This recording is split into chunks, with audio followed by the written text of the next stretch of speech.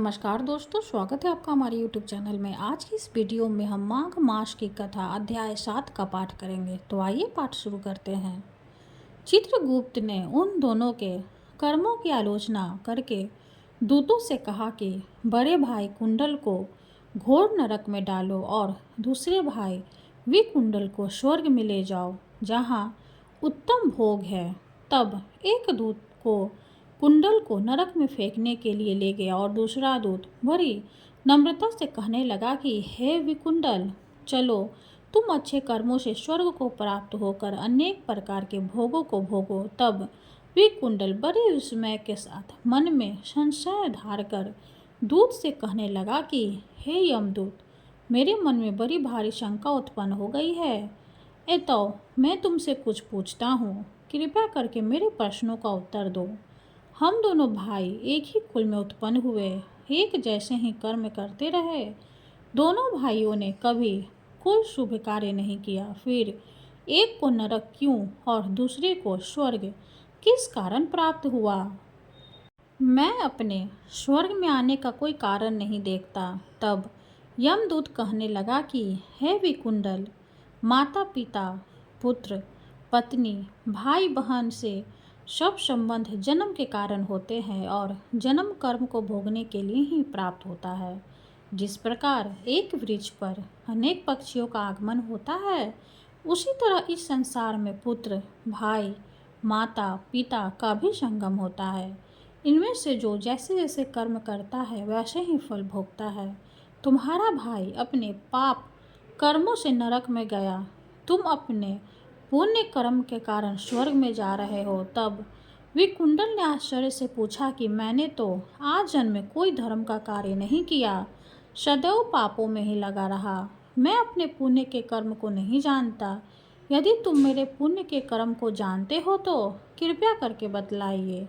तब देवदूत कहने लगा कि मैं सब प्राणियों को भली भांति जानता हूँ, तुम नहीं जानते।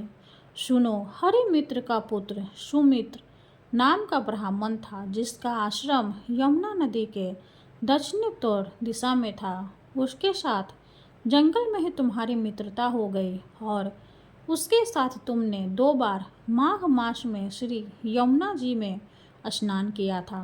पहली बार स्नान करने से तुम्हारे सब पाप नष्ट हो गए और दूसरी बार स्नान करने से तुमको स्वर्ग प्राप्त हुआ। सो हे वैश्यवर, तुमने 2 बार माघ मास में स्नान किया, इसी के पुण्य फल से तुमको स्वर्ग प्राप्त हुआ और तुम्हारा भाई नरक को प्राप्त हुआ।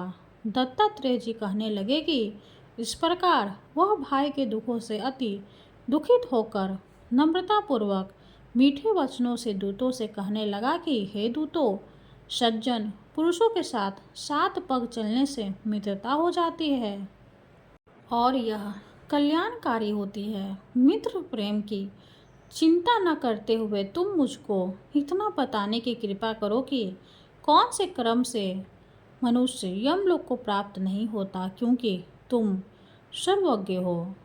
7वां अध्याय समाप्त हुआ। हरे कृष्णा। अब हम श्री हरि की आरती करेंगे। ओम जय जगदीश हरे, स्वामी जय जगदीश हरे।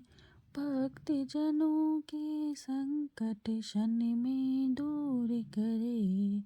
ओम जय जगदीश हरे, जो ध्यावे फल पावे, दुख बिन से मन का। सुख संपत्ति घर आवे, कष्ट मिटे तन का।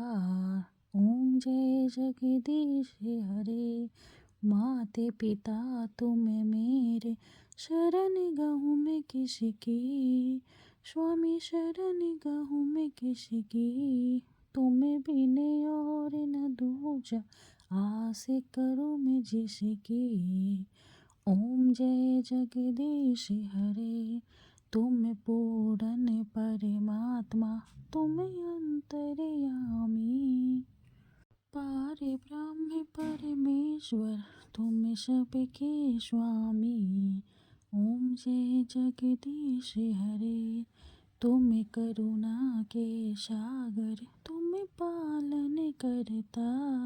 मैं सुख खल कामी कृपा करो भरता। ओम जय जगदीश हरे। तुम हो एक अगोचर सबके प्राणपति। स्वामी सबके प्राणपति।